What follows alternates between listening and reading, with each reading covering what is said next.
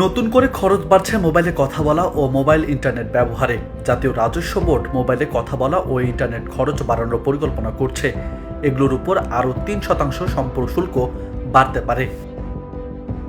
এমন হলে ভ্যাট সম্পূরক শুল্ক ও সারচার্জ মিলিয়ে মোট ৪২% পৌঁছাবে, যা বর্তমানে আছে ৩৯%। জাতীয় রাজস্ব বোর্ডের একটি নির্ভরযোগ্য সূত্র গণমাধ্যমের কাছে এ তথ্য নিশ্চিত করেছেন। এনবিআর একজন ঊর্ধ্বতন কর্মকর্তা নাম প্রকাশ না করা শর্তে জানিয়েছেন, নতুন করে ৩% ভ্যাট সাপ্লিমেন্টারি ডিউটি বাড়ানোর পরিকল্পনা রয়েছে। তিনি আরও জানিয়েছেন, এ বিষয়ে আদেশ জারির প্রক্রিয়া চলছে।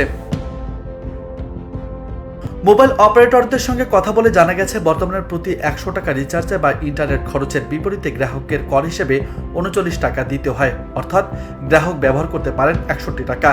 নতুন করে কর কার্যকর হলে প্রতি ১০০ টাকায় কর বাবদ কেটে রাখা হবে ৪২ টাকা, আর ব্যবহারযোগ্য টাকা কমে দাঁড়াবে ৫৮ টাকায়। এতে বছরে অন্তত ১,০০০ কোটি টাকা বাড়তি রাজস্ব পাবে সরকার।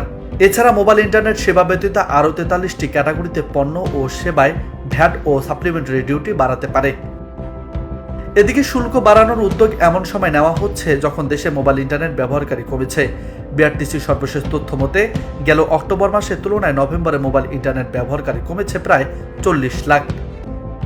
২০১৫-১৬ অর্থ বছরের বাজেটে মুঠোফোনে কথা বলার উপর প্রথমবারের মতো ৩% সম্পূরক শুল্ক আরোপ করা হয়েছিল। নিউজ ডেস্ক, বার্তা 24।